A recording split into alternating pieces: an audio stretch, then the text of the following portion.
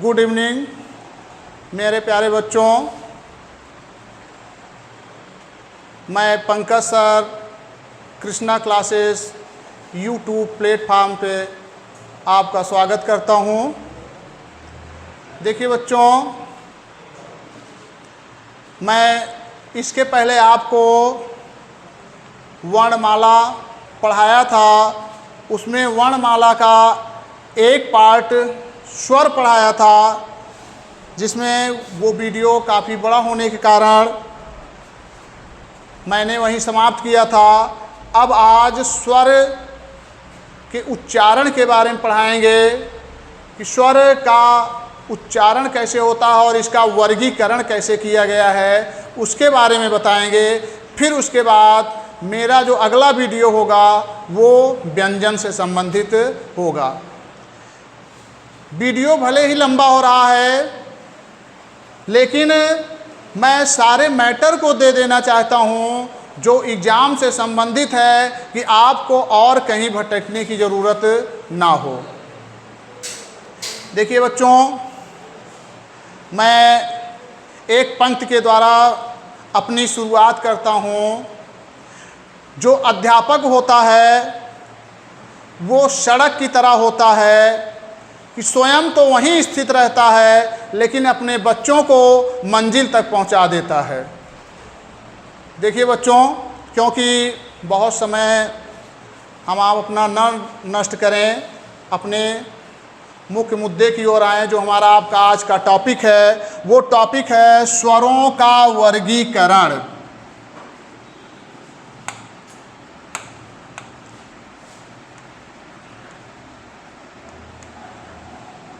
स्वरों का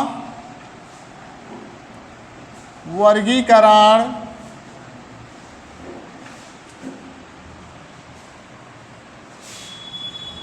स्वरों का वर्गीकरण मूलतः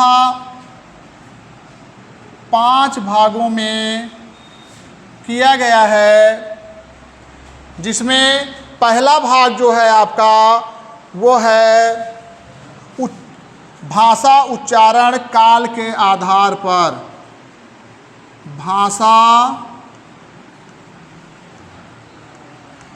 उच्चारण काल के आधार पर स्वर। इसको जब हम आपको स्वर पढ़ा रहे थे वर्णों के अंतर्गत, तो उसमें बताया था इसके अनुसार स्वर को 3 भागों में बांटा गया है।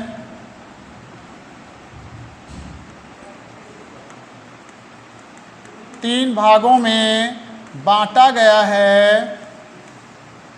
कौन कौन से भाग हैं उसकी चर्चा कर रहा हूँ। पहला भाग आपका है ह्रस्व स्वर, दूसरा है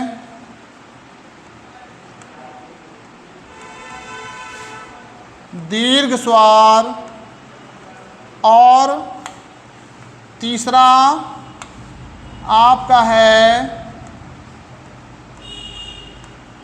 प्लुत स्वर।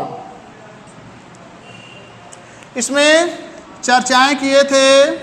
ह्रस्व का मतलब वह स्वर जिनका उच्चारण कम समय में हो, क्या कहलाते हैं? ह्रस्व स्वर कहलाते हैं। मैंने ये चर्चा आपसे किया था। इनकी संख्या कितनी है? इनकी कुल संख्या 4 है। पूछे जा सकते हैं कौन कौन से, तो आ, ई, ऊ और री।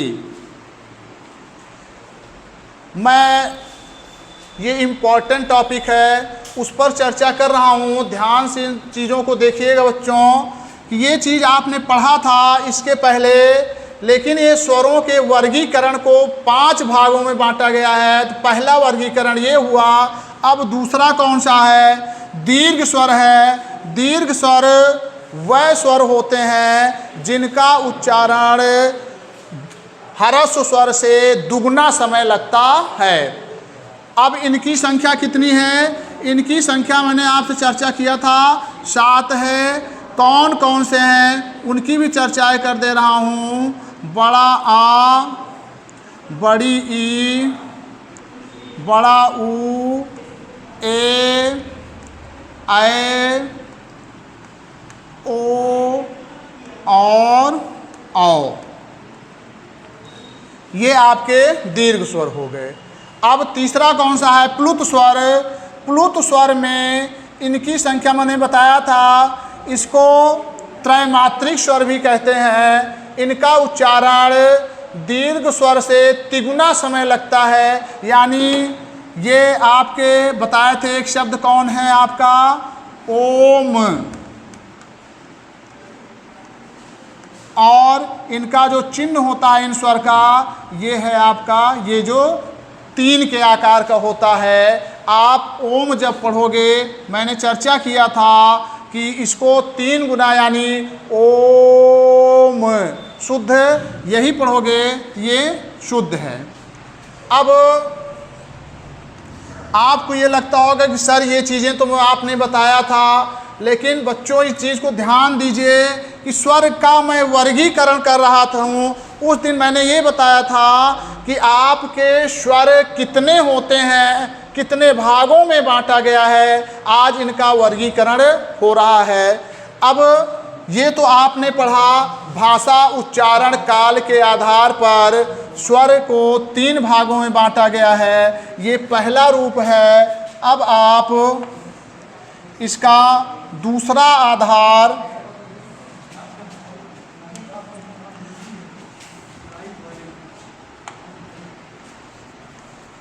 दूसरा रूप क्या है? इसमें है जीभ के प्रयोग के आधार पर। दूसरा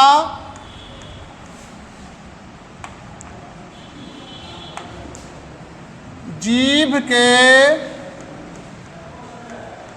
प्रयोग के आधार पर।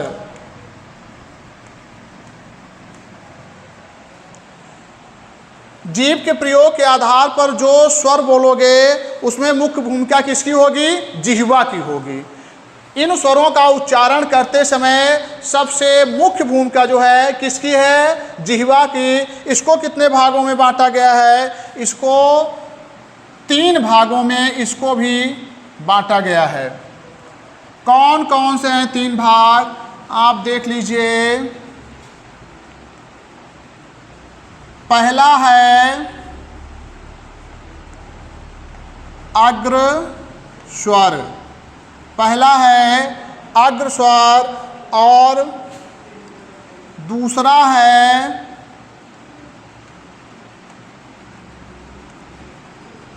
पश्च स्वर। और अग्र स्वर, मध्य स्वर। पहले मध्य स्वर लिख लीजिए क्योंकि मध्य की बातें हो रही हैं, तो दूसरा आपका क्रम से लिख दे रहा हूँ। दूसरा है मध्य स्वर।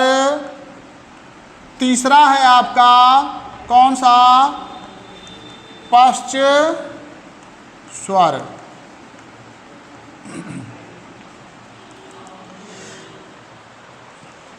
जिन स्वरों का उच्चारण हम जिह्वा के अग्रभाग से करते हैं, ये वाला भाग जो होगा, जिन स्वरों का उच्चारण जिह्वा के अग्रभाग से करते हैं वो क्या कहलाता है? अग्र स्वर कहलाता है। जिह्वा के अग्रभाग से किया जाने वाला या पढ़ा जाने वाला स्वर क्या होता है? अग्र स्वर। इनकी संख्या कितनी होती है? इनकी संख्या 4 होती है। क्योंकि यहाँ लिखा हुआ है ना, जीभ के प्रयोग के आधार पर। जीभ यानी जिह्वा के प्रयोग के आधार पर बोले जाने वाले स्वरों की संख्या कितनी है? उनको 3 भागों में बांटा गया है। पहला अग्र स्वर, दूसरा मध्य स्वर, तीसरा पश्च स्वर। अब अग्र स्वर कौन कौन से हैं, इनकी संख्या कितनी है? अग्र स्वर की संख्या 4 है। कौन कौन से हैं देख लीजिए।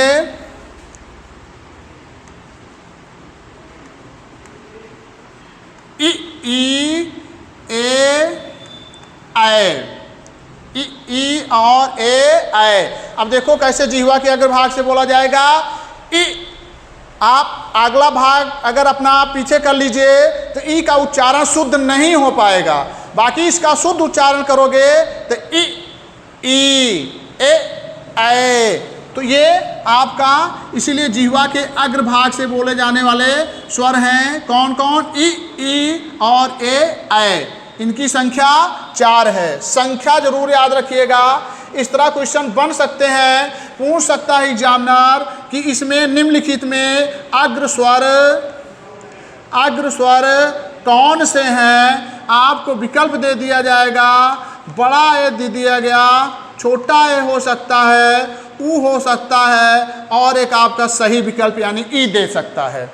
तो आप अग्र स्वर जानते रहेंगे, खट्टे क्या बताएंगे ये, लेकिन वहाँ ये लिखा रहेगा जिह्वा के आधार पर या जीभ के प्रयोग के आधार पर जब पूछा जाएगा तभी ही ई बताइएगा। अब दूसरा कौन सा है? मध्य स्वर।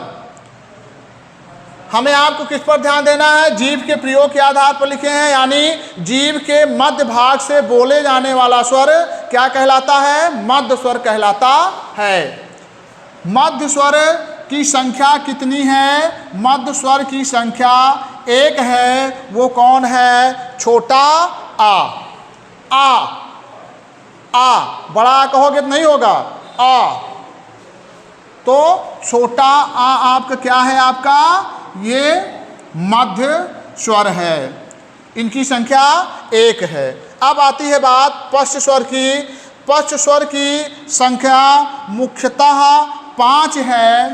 यानी फिर वही चीज, जिह्वा के पश्च भाग से बोले जाने वाला स्वर क्या कहलाता है? पश्च स्वर कहलाता है। इनकी संख्या मूलतः जो है 5 है, लेकिन अगर आगत स्वर को ले लिया जाएगा तो 6 हो जाएंगे। देखिए 5 कौन कौन से हैं, आप इसको देख लीजिए। बड़ा आ, उसके बाद छोटा ऊ, बड़ा ऊ, ओ और आओ।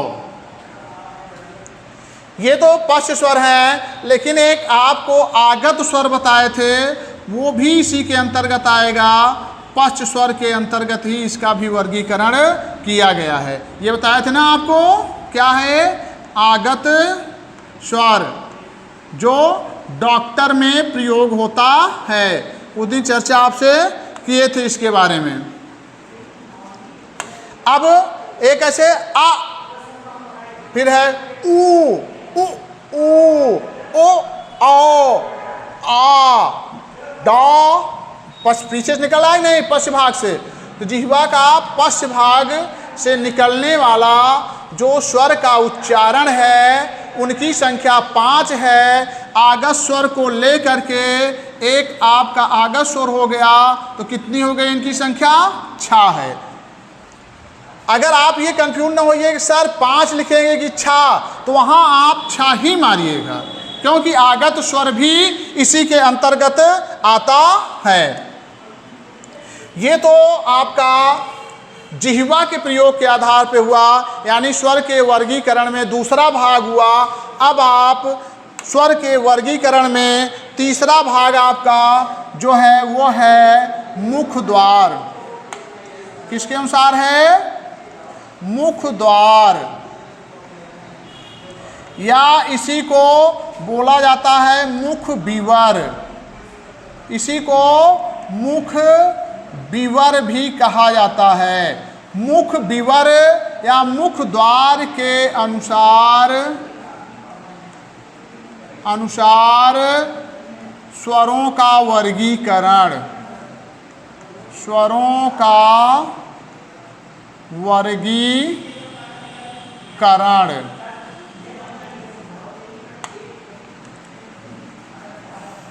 देखिए बच्चों, इस चीज़ को ध्यान रखिएगा, एग्जाम के दृष्टिकोण से जो ये आज पाठ चल रहा है ये भी इम्पॉर्टेंट है। मुख द्वार या मुख विवर के अनुसार स्वरों का वर्गीकरण। अब मुख द्वार और मुख विवर के अनुसार स्वरों का वर्गीकरण कितने भागों में किया गया है? इसमें मुख्यतः आपके जो हैं 4 भाग हैं। 4 भाग हैं। पहला कौन सा है? पहला है आपका, इसका स्ट्रक्चर बना दूं,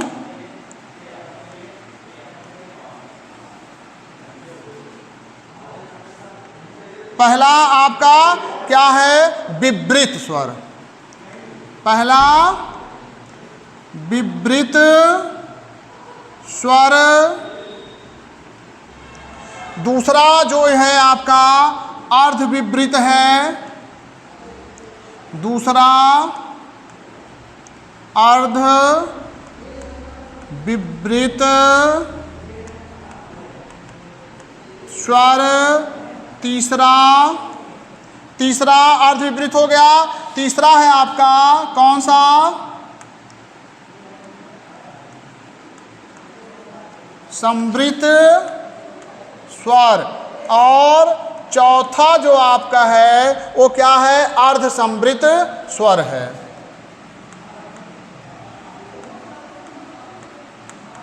अर्ध संवृत स्वर। ये आपके 4 मुख्य स्वर हैं मुख द्वार के अनुसार, यानी मुख से उच्चारण करने के आधार पर इन स्वरों को कितने भागों में बांटा गया? 4 भागों में।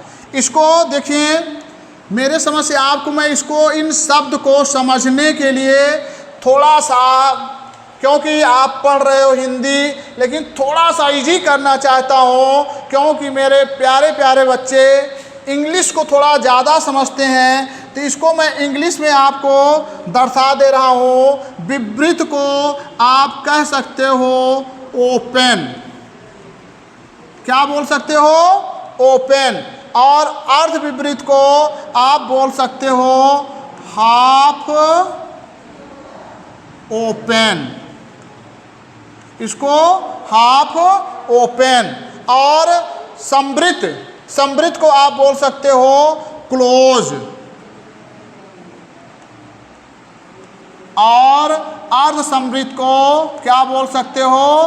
Half close. अब इससे आपको समझने में थोड़ा सा आसानी हो गई होगी कि विवृत स्वर यानी ओपन। क्या ओपन? मुख द्वार। यानी इसका जब उच्चारण करो तो हमारा मुख क्या होना चाहिए? पूरा खुल जाए, ओपन हो जाए। वही क्या होगा? आपका विवृत स्वर होगा। इनकी संख्या यानी मुख द्वार पूरा खुल जाए। इनकी संख्या कितनी है? 1 है। कौन सा है वो? वो है आपका बड़ा आ। बड़ा आ का उच्चारण करिए, आपका मुंह पूरा खुल जाएगा। आ उच्चारण करो, देखिए मुख का प्रयोग करोगे तो क्या होगा? आ। तो आ किए आप, पूरा मुख खुल गया। इसलिए क्या है आपका? ओपन स्वर। क्या है? ओपन स्वर। इसके बाद हाफ ओपन। हाफ ओपन देख लीजिए। हाफ ओपन का मतलब हुआ अर्ध विवृत स्वर, यानी मुख द्वार जो है, यहाँ ध्यान देना है, यहाँ जिह्वा की बात नहीं है, यहाँ किसकी बात है? मुख द्वार की बात है। यानी मुख द्वार जो है आपका आधा खुले, ऐसे स्वरों का उच्चारण करते हुए, यानी अर्ध विवृत स्वर का उच्चारण करते समय आपका मुख द्वार जो है वो क्या हो? आधा खुले। इनकी संख्या कितनी है? 4 है। कौन कौन से हैं? इनकी संख्या 4 है। कौन कौन?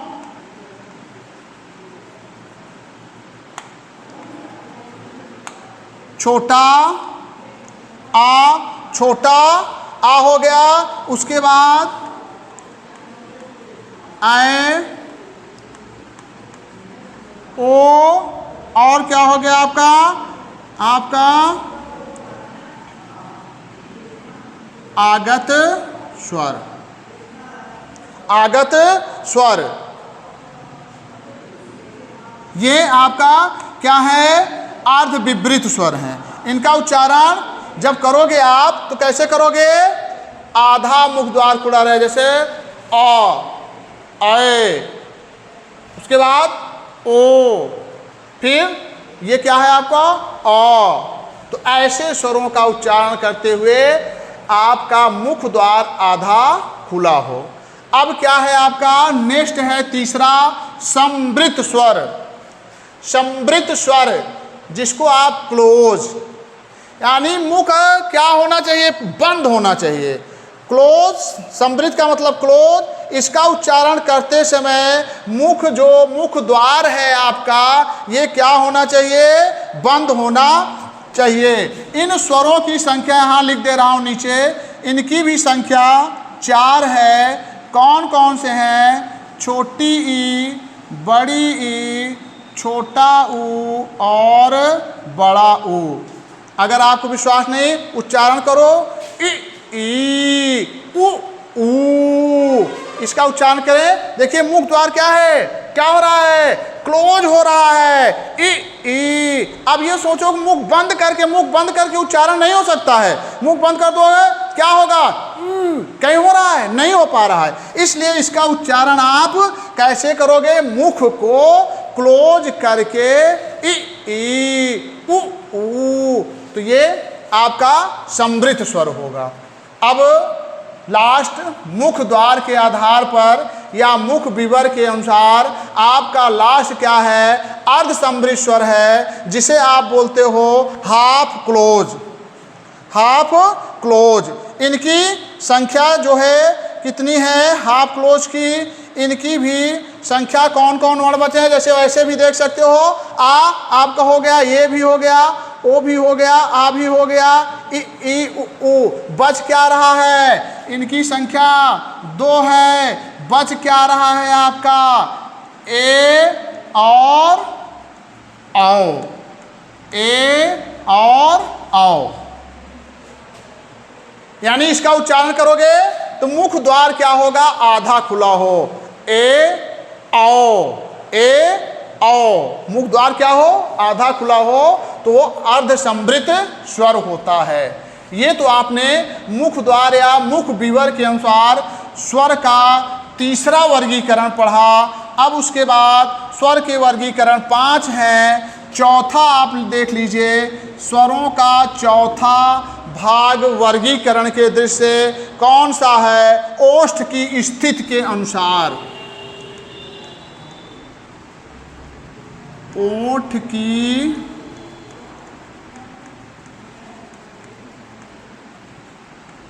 स्थिति के अनुसार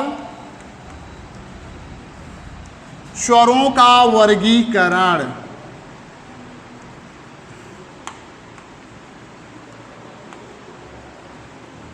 स्वरों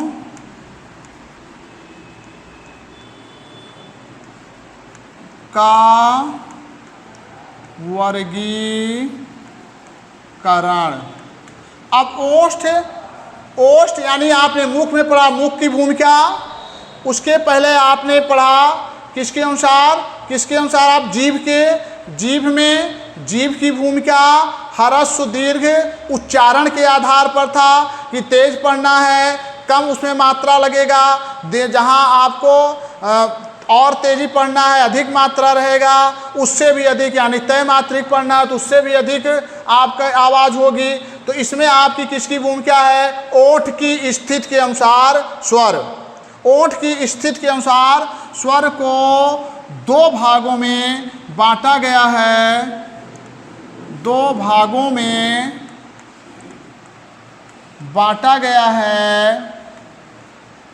कौन कौन से हैं? पहला भाग आपका है आवृत मुखी। आवृत मुखी। और दूसरा भाग क्या है? वृत्त मुखी। वृत्त मुखी। देखिए मेरे प्यारे दोस्तों, आवृत, आवृत का मतलब हो गया जो क्या हो, जिसमें मुख जो है आपका, आवृत का मतलब बिना वृत्त के, आ माने बिना, वृत्त के यानी गोलाकार, ऐसे स्वर जिनका उच्चारण करते समय हमारा जो ओष्ठ है उसका गोलाकार ना हो, ओष्ठ का हमारा गोलाकार ना होना ही क्या है आपका आवृत मुखी। यानी आ का मतलब क्या हो गया, बिना, अब वृत्त का मतलब वृत्त के, वृत्त का मतलब गोलाकार के, बिना गोलाकार वाले ओष्ठ से बोले जाने वाले क्या कहलाते हैं आपके आवृत मुखी। ये कौन कौन से हैं इसको देख लीजिए। छोटा आ, बड़ा आ, इसका उच्चारण करोगे, फिर क्या है आपका ई, फिर बड़ी ई, फिर ए, फिर ऐ। ये जो आपके 6 स्वर हैं इनका उच्चारण करोगे तो ओठ आपका गोलाकार नहीं होगा, चाहे आप करके देख लीजिए। आ कोई गोलाकार नहीं है, आ ई, फिर क्या है ए ऐ, कहीं गोलाकार नहीं हो रहा है। और वृत्त मुखी में क्या होता है कि ऐसे वर्ण का जब हम उच्चारण करेंगे या ऐसे स्वर का जब हम उच्चारण करेंगे तो हमारा ओष्ठ जो है उच्चारण करते समय वो कैसे हो जाएगा, गोलाकार हो जाएगा, वृत्त के अनुसार हो जाएगा। वृत्तमुखी स्वरों को देख लिया जाए। अब इनकी संख्या कौन कौन से हैं आप देखो, जो स्वर बच रहे हैं, यानी कौन बच रहा है आपका ऊ, बड़ा ऊ, उसके बाद फिर क्या है ये आपका बचा ओ और औ। इसके साथ एक और कौन सा है, आ आगत स्वर है। आ क्या है आपका आगत स्वर है। फिर दोस्तों देखिए, अब इसमें इसका उच्चारण जब करोगे तब देखो उ ऊ, ओठ आपका गोलाकार हो रहा है कि नहीं, उ ऊ, ओ औ, और क्या है आ। तो ओष्ठ का गोलाकार होना यानी वृत्त मुखी वर्ण कहलाते हैं। ये आपने मेरे समझ से बहुत अच्छे तरीके से इसको समझ पा रहे होंगे कि वृत्त मुखी क्या है, आवृत्त मुखी क्या है, और क्या मतलब आपका ये किसके अनुसार है, ओष्ठ के अनुसार है। ये किसके अनुसार है, ओष्ठ के अनुसार आपका ये भाग रहा। अब अगला देख लीजिए, जो पांचवा इंपॉर्टेंट भाग है, पांचवा इंपॉर्टेंट, हवा के नाक व मुख के निकलने के आधार पर, हवा के नाक या मुख के निकलने के आधार पर, निकलने के आधार पर स्वर, हवा के नाक या मुख के निकलने के आधार पर स्वर 2 भागों में बांटा गया है इनको। पहला है आपका निरानुनासिक,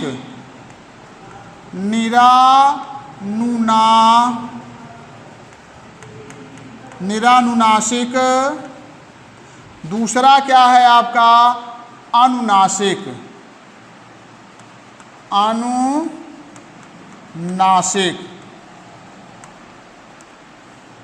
देखिए निरानुनासिक जिन स्वरों का इसको लिख दे रहा हूं, जिन स्वरों का उच्चारण करते समय, जिन स्वरों का उच्चारण करते समय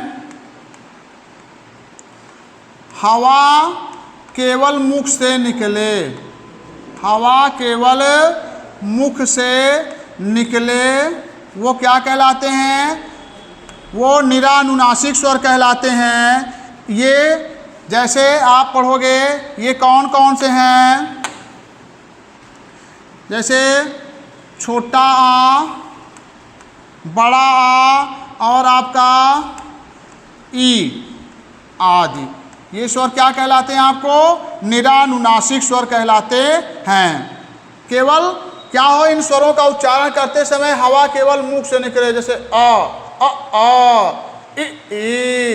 उ ऊ, ठीक है। यानी ये सब क्या है आपके?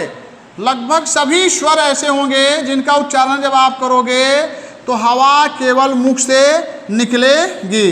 और उसके बाद इसमें देख लीजिए, इसमें अनुनासिक में इसमें क्या होता है? जिन स्वरों का, क्योंकि इनकी परिभाषा थोड़ा लिखवा दे रहा हूँ, जिन स्वरों का उच्चारण करते समय हवा नाक से निकले, नाक से निकले, नाक से निकले। जैसे हम आप लिखते हैं शब्द को, जैसे लगता है अंग, क्या है? अंग। उसके बाद जैसे कोई शब्द लिखते हैं तो क्या होता है? जैसे लिख दिए मात्रा, या बड़ी की मात्रा अगर आप लगा रहे हो कहीं तो वहाँ पर यहाँ बिंदी लिख दिए गई। तो ऐसे जो स्वर होते हैं वो क्या कहलाते हैं? इनका उच्चारण नाक से होता है, वो अनुनासिक स्वर कहलाते हैं। यानी आपको बताया गया है अनुनासिक वर्ण जो होते हैं वो किसको कहा गया है? अनुनासिक यानी चंद्र बिंदी वाले भी। और ये जैसे ये शब्द है इससे भी इसका प्रयोग होगा, या इसमें लास्ट में जहाँ इसका प्रयोग किया जाए, जैसे आप लिखते हो चांद, तो चांद लिखे तो किसमें? नाक, नाक का इसमें प्रयोग किया जा रहा है। तो ये आपके स्वर क्या कहलाते हैं? ये अनुनासिक स्वर कहलाते हैं। मेरे समझ से दोस्तों, मैंने आपको आज जो स्वर का वर्गीकरण कराया ये इम्पॉर्टेंट चैप्टर था, क्योंकि उस स्वर में ये पार्ट छूट गया था। उस दिन बड़ा वीडियो होने के कारण आपके सामने मैंने सोचा कि इसको फिर अगले दिन रख देते हैं, जिसमें मैंने पूरा समझाने का आपका प्रयास किया। इसको ज़रूर देख लीजिएगा साथियों, क्योंकि ये परीक्षा में कई बार अच्छे अच्छे लेवल की परीक्षाओं में भी पूछे गए हैं। देखिए, लोक सेवा अधीनस्थ के अंतर्गत अब लगभग 40,000 वैकेंसियाँ आएंगी, समूह गा और घा, जिसमें हो सकता है आपके लेखपाल, BDO, SDI इत्यादि की भी वैकेंसियाँ हो सकती हैं, जिसमें इन परीक्षाओं में हिंदी की महत्वपूर्ण भूमिकाएं हो सकती हैं। मेरे प्यारे दोस्तों, आप इसलिए इन टॉपिक को छोड़ना नहीं है, हमें आपको बहुत आराम से देख करके, समझ करके इन टॉपिकों को मजबूत करते हुए हमें आपको आगे बढ़ना है। इसलिए आज आपको व्यंजन की क्लास मैंने नहीं दे पाई।